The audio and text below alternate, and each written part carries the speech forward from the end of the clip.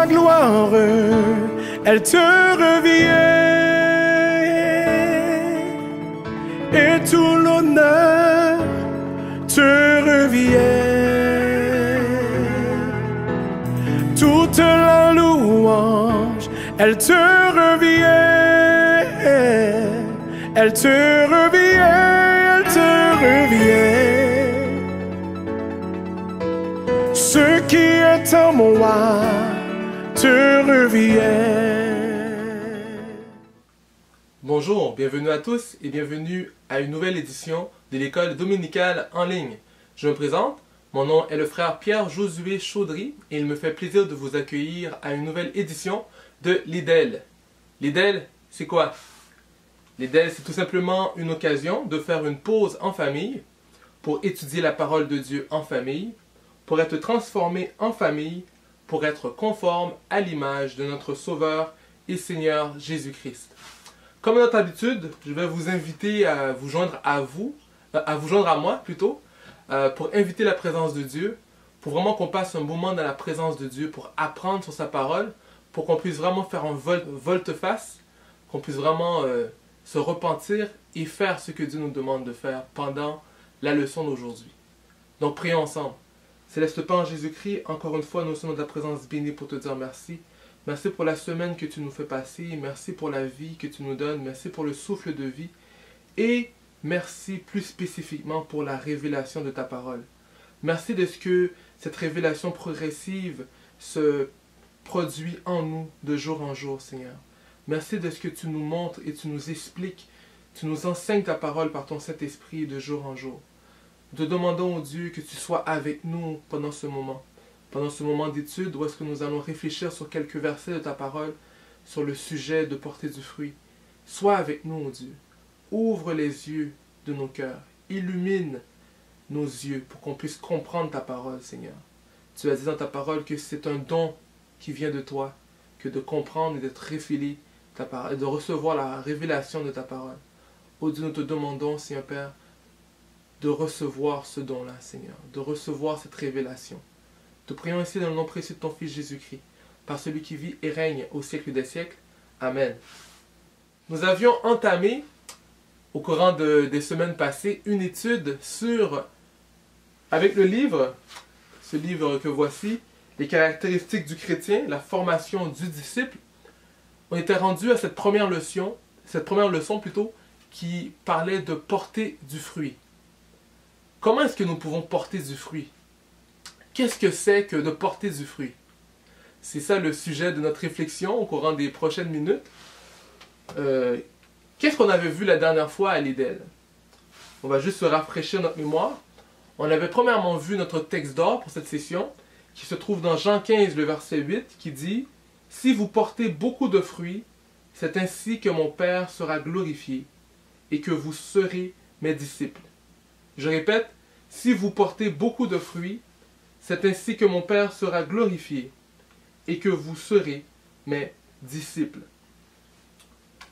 On avait poursuivi cette étude dans Jean 15 avec ce verset, Jean 15 verset 4 qui dit « Demeurez en moi et moi je demeurerai en vous. Un sarment ne saurait porter du fruit tout seul sans demeurer attaché au cep. Il en est de même pour vous.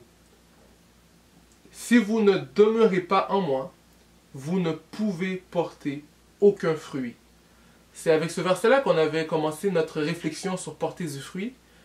On s'était rappelé que le but de notre vie chrétienne, c'était de glorifier le nom du Seigneur, de glorifier notre Père dans les cieux, de rentrer dans sa gloire, la gloire du Fils. Et tout se fait d'une seule manière, selon ce verset, c'est en portant du fruit. Pour bien comprendre cette image, on s'était rappelé ce qu'était un cep ou une vigne. On avait vu que le tronc, bien le cep, était représenté par Jésus selon cette image. On avait expliqué c'était quoi un gourmand et on avait compris qu'est-ce qu'était un sarment. C'était de ces branches-là que nous pouvons porter du fruit. Donc, on avait vu le système racinaire et avec cette image, on avait compris qu'il était vraiment nécessaire pour que tout au bout, pour que le sarment puisse porter du fruit, comment que c'était évident et nécessaire qu'on soit attaché au cep. Après ça, j'avais posé cette question-là. Pour porter du fruit, est-ce qu'il est plus important de surveiller la semence ou bien de surveiller le fruit, ou bien de mettre de l'attention sur le fruit? Et j'avais suggéré qu'il était plus important de surveiller la semence pour qu'elle puisse ensuite porter du fruit par elle-même. Voilà maintenant rendu au deuxième point de cette leçon, où est-ce que nous allons voir être transformé dans son caractère. Être transformé dans son caractère. On va commencer avec cette citation encore de A. Murray, quelqu'un qui revient souvent dans cette lecture-là, qui dit comme suit: être saint, c'est plus qu'être pur. Être saint, c'est être rempli de ce qui est bon et divin. C'est avoir les dispositions mêmes de Jésus. Être semblable à lui, c'est là la sainteté. Donc on commence avec cette image de sainteté pour parler du fruit. L'objectif, c'est d'être semblable au Fils, c'est de glorifier le Père comme le Fils a glorifié le Père, c'est de porter du fruit, et ça se traduit en étant saint. Il faut être saint comment? 1 Pierre 1er, verset 15 nous dit: au contraire, tout comme celui qui vous a appelé est saint, soyez saints dans tout votre comportement.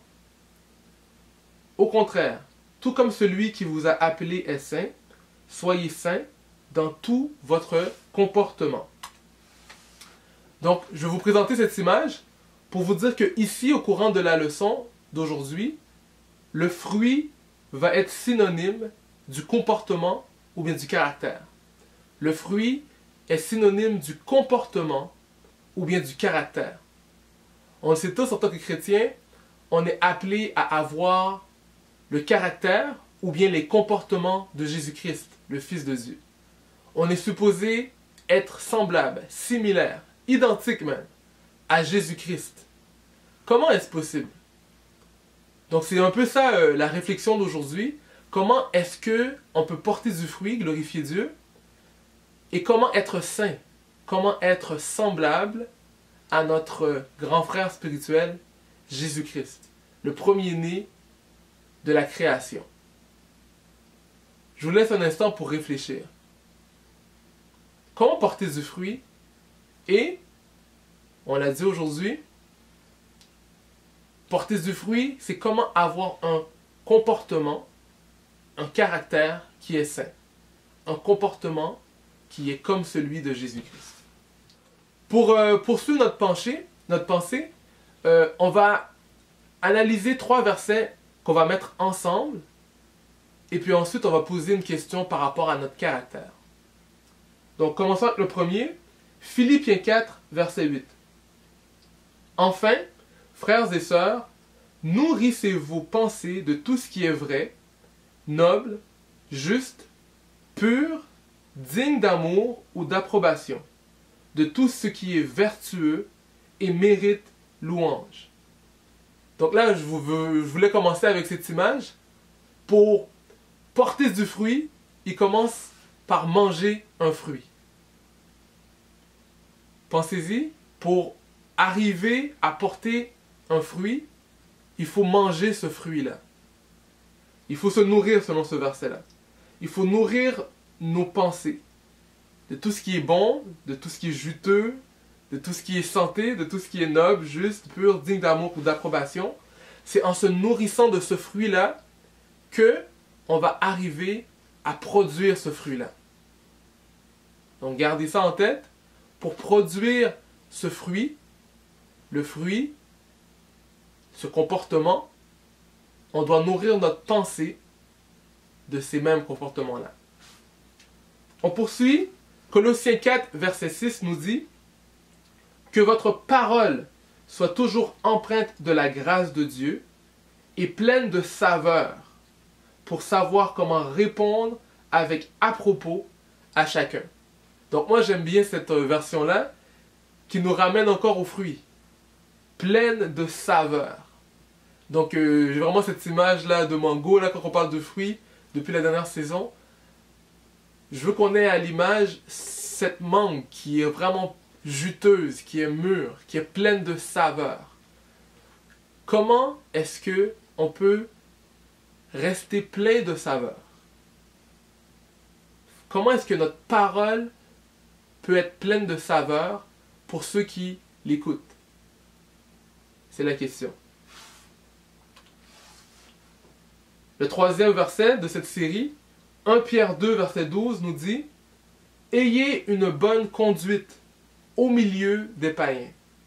Ainsi, dans les domaines même où ils vous calomnient, en vous accusant de faire le mal, ils verront vos bonnes actions et loueront Dieu le jour où il interviendra dans leur vie. » Donc là, on ramène encore cette idée de glorifier le Père. Donc, il faut glorifier le Père avec notre conduite au milieu des païens. Donc, on parle des pensées, on continue avec les paroles, et ça se traduit dans la conduite, et puis cette conduite-là se fait au milieu de tous, en public. Donc, ça commence dans un lieu qui est très privé, nos pensées, il n'y a rien de plus privé que nos pensées, puis on va plus loin pour arriver dans la conduite qui est faite dans le public, dans un seul but, porter du fruit en public pour glorifier Dieu, notre Père. La question que je pose pour lier ces trois versets ensemble, comment est-ce que notre caractère se révèle? Pensez à ces trois versets-là. Comment est-ce que notre caractère se révèle? Sans plus attendre, je vais vous suggérer que notre caractère se révèle avec ces trois choses. Nos pensées, nos paroles, notre conduite. C'est ça qui est le fruit qu'on va discuter aujourd'hui. Nos pensées, nos paroles, notre conduite. À quoi est-ce que vous passez le plus clair de votre temps à penser, à réfléchir? Comment est-ce que vous nourrissez votre pensée? La Bible nous dit qu'il faut nourrir notre pensée de tout ce qui est bon, tout ce qui est agréable, de tout ce qui est vertueux. Après ça, ces pensées vont se traduire en paroles, de la manière est-ce qu'on parle. Est-ce qu'on est défaitiste? Est-ce qu'on a peur? Est-ce qu'au contraire on est rempli d'espérance, de foi? Ça va se traduire avec ce qu'on parle, ce qu'on dit. Et le fruit de ce mécanisme-là, le fruit de ce processus-là, va être notre conduite. Ça va arriver, culminer à notre conduite. Et tout ça ensemble, dans la discussion qu'on aura aujourd'hui, ça va être ça, le caractère, ou bien le fruit que Dieu veut que nous ayons. Notre parole, notre pensée, notre conduite. Pop quiz! Question. Question très simple aujourd'hui. Selon Proverbe 18, verset 20, quel est le fruit que chacun mangera à satiété? Je répète, selon Proverbe 18, verset 20, quel est le fruit que chacun mangera à satiété? La réponse, comme à notre habitude, avant la fin de cet épisode. On va poursuivre notre réflexion sur le caractère, le fruit que Dieu veut que nous portions pour glorifier notre Père. On va commenter 4 versets. Donc ça va être très simple. Je veux juste que vous preniez le temps de réfléchir. C'est des versets que je suis sûr que vous n'avez pas entendus pour la première fois. Mais que vous preniez le temps de réfléchir sur ces versets avec l'angle du fruit. Avec l'angle du caractère que Dieu veut que nous portions. Donc on va prendre le temps, on va s'arrêter sur ces 4 versets-là. Et puis on va réfléchir sur le thème du fruit. Du résultat que Dieu veut que nous ayons. Le premier verset se trouve dans Luc 6, verset 45, qui nous dit « L'homme qui est bon tire le bien du bon trésor de son cœur. Celui qui est mauvais tire le mal de son mauvais fond. Ce qu'on dit vient de ce qui remplit le cœur. Donc, au courant de la semaine, j'écoute différentes prédications, différents enseignements sur la parole de Dieu. Et il y avait un enseignement qui m'avait marqué, qui expliquait la différence entre l'âme et le cœur. Dans cet enseignement-là, on nous expliquait que les animaux et les êtres humains, dans la Bible, avaient une âme. Toutefois, qu'est-ce qui était spécial? C'est que dans la Bible, les êtres humains et Dieu avaient un cœur. Donc, qu'est-ce qui nous rendrait semblables à Dieu? C'est que nous avions un cœur. Et dans ce cœur-là, on dit qu'on tire profit de ce qui vient de notre cœur. Soit bien, soit mal. Donc là, je veux qu'on fasse cette réflexion sur le cœur. Comment est-ce qu'on remplit notre cœur?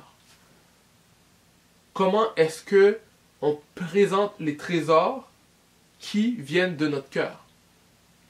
Comment est-ce qu'on peut porter le fruit? Comment est-ce qu'on peut manger le fruit, le résultat de ce qui vient de notre cœur? Parce qu'on dit dans ce verset-là, que ce soit bien, que ce soit mal, tout provient de notre cœur.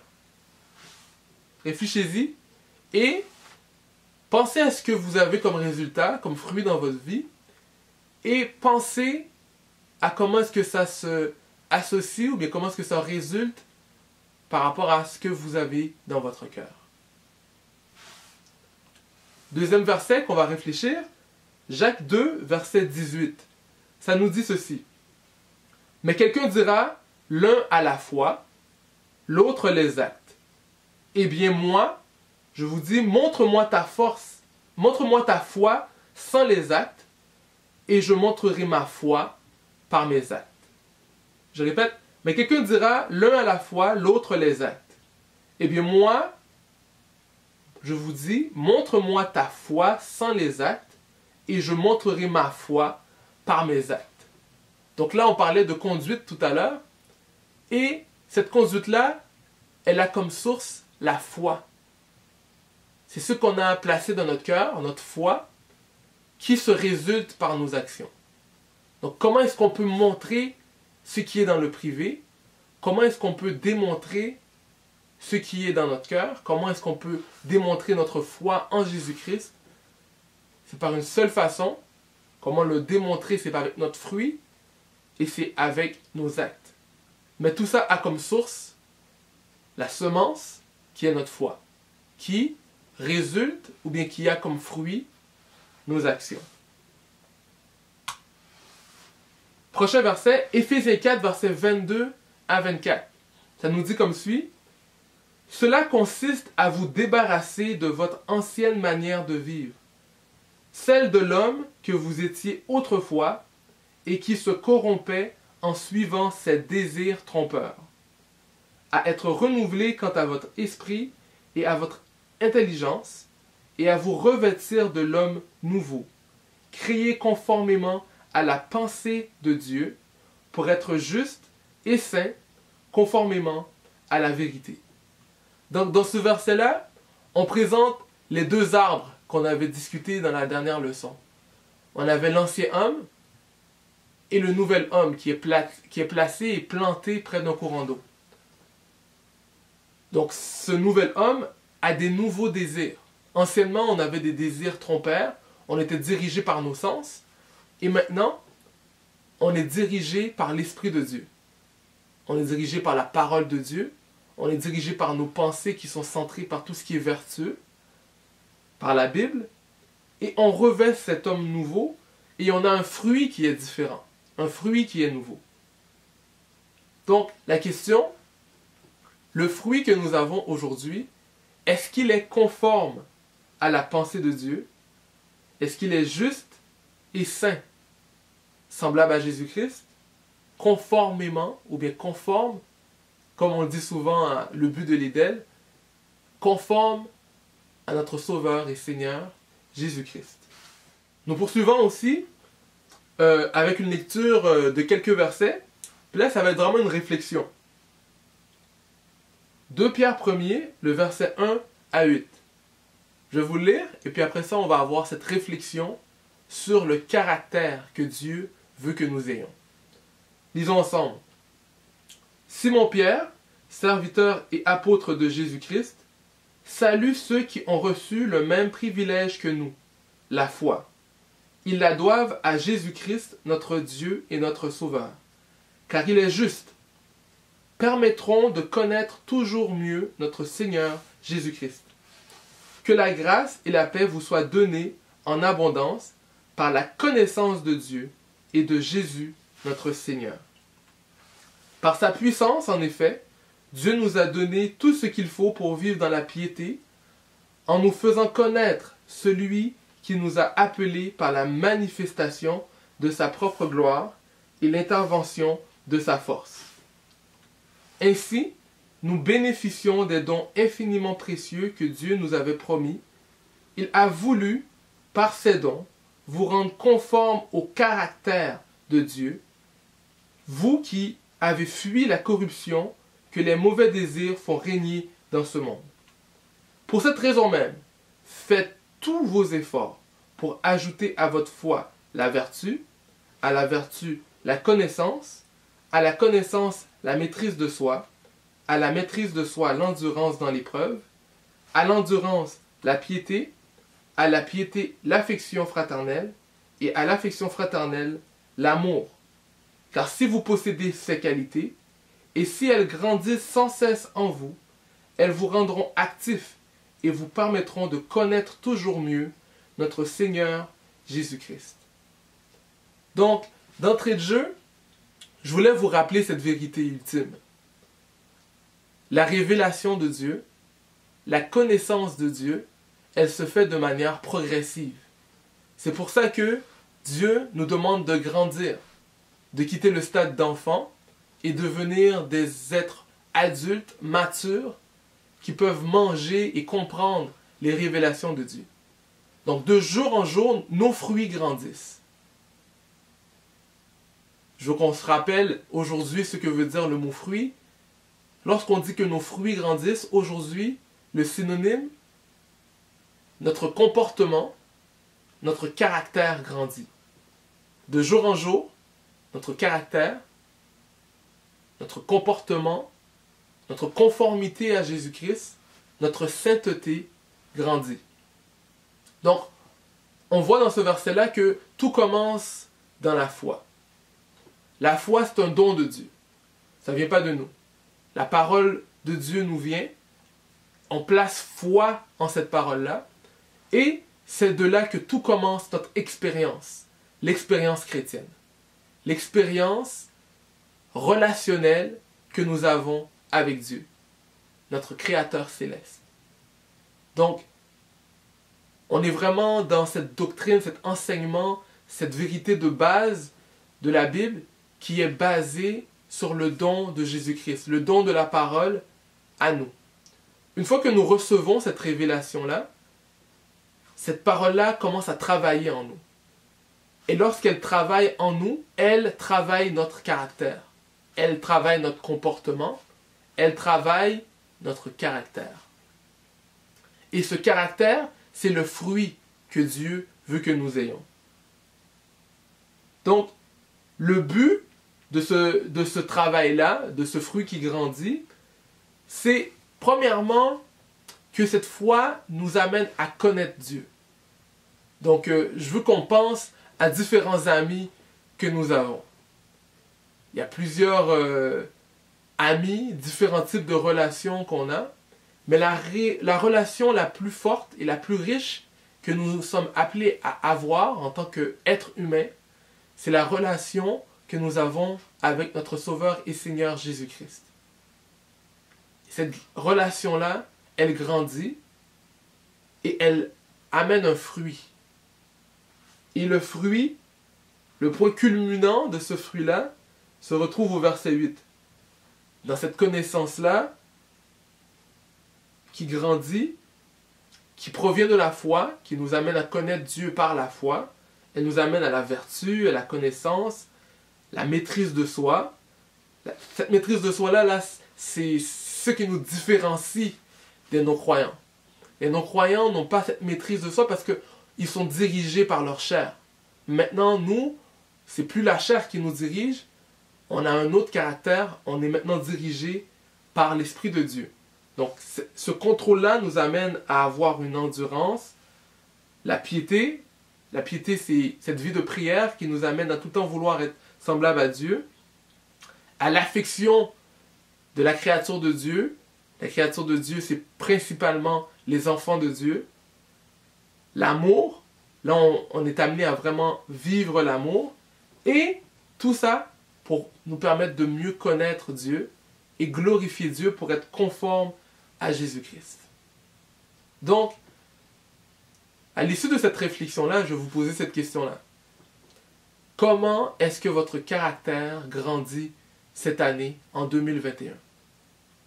Avec cette doctrine que nous avons, avec ce fondement qu'on a dans la parole de Dieu, comment est-ce que notre caractère est transformé, grandi, pour glorifier Dieu, pour être semblable, conforme à Jésus-Christ?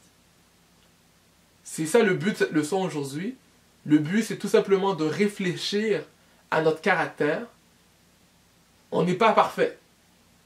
Je ne veux pas que personne croie que quelqu'un est arrivé, mais notre objectif, je veux juste qu'on se le rappelle et qu'on nourrisse nos pensées de cet objectif-là, c'est de grandir et d'être semblable à Jésus-Christ. D'avoir un caractère qui est transformé de jour en jour pour avoir un comportement qui est semblable à Jésus-Christ. Un comportement, encore une fois, il ne se vit pas en privé dans la chambre. Elle se vit en public au milieu des païens, au milieu des non-croyants. Parce que c'est facile de rester en famille et de dire qu'on croit, qu'on est comme Christ. Mais le défi, le challenge que la leçon nous demande à avoir, c'est de tout simplement être les porteurs du caractère de Christ au milieu des non-croyants, au milieu des païens. Aussi, la citation que nous avons aujourd'hui pour compléter cette étude, c'est « Semez une pensée, vous récolterez un acte. Semez un acte, vous récolterez une habitude. Semez une habitude, vous récolterez un caractère. Semez un caractère, vous récolterez une destinée. » Cette destinée, c'est celle d'être conforme à Jésus-Christ, d'être uni à Dieu pour l'éternité, de la même manière que Jésus et le Père forment un. Pop quiz. Réponse. Selon Proverbe 18, verset 20, quel est le fruit que chacun mangera à satiété? Je vais le lire pour vous. Proverbe 18, verset 20 dit « Chacun goûtera à satiété les fruits de ses paroles et se rassasiera de ce que ses lèvres ont produit. » Donc, le fruit de ses paroles et de ses lèvres, c'est ça que nous allons tous, chacun, manger à satiété. Donc, si on veut que notre vie soit savoureuse, qu'elle ait bon goût, arrangeons-nous que les paroles et les pensées qui créent ces paroles-là soient savoureuses et ont bon goût.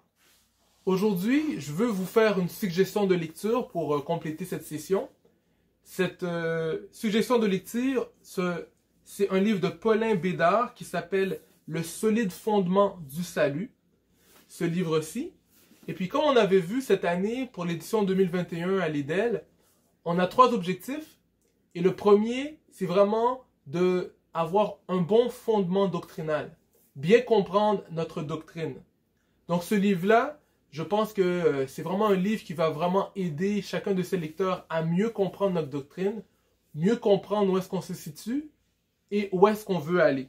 Je vais lire pour vous le derrière du livre qui explique quelle est l'intention de ce livre-là. Cette étude doctrinale sur les canons nous fait redécouvrir toute la richesse de l'héritage que nous ont légué nos pères dans la foi. Elle nous présente les vérités glorieuses de la grâce souveraine de Dieu et nous parle du salut entièrement gratuit en Jésus-Christ. Par pure grâce, sans aucune considération de nos œuvres, un salut préparé depuis toute éternité pour les élus de Dieu et qui sera certainement amené à son terme dans l'éternité à venir. Donc, le solide fondement du salut, un livre que je veux vous suggérer pour qu'on puisse avoir un bon fondement dans notre doctrine. Donc, nous allons conclure à nouveau avec le texte d'or, Jean 15, verset 8. « Si vous produisez du fruit en abondance et que vous prouvez ainsi que vous êtes vraiment mes disciples, mon Père sera glorifié aux yeux de tous. » Merci beaucoup de m'avoir écouté. J'espère que vous avez apprécié cette édition de l'IDEL. Passez un très bon dimanche. Que Dieu vous bénisse.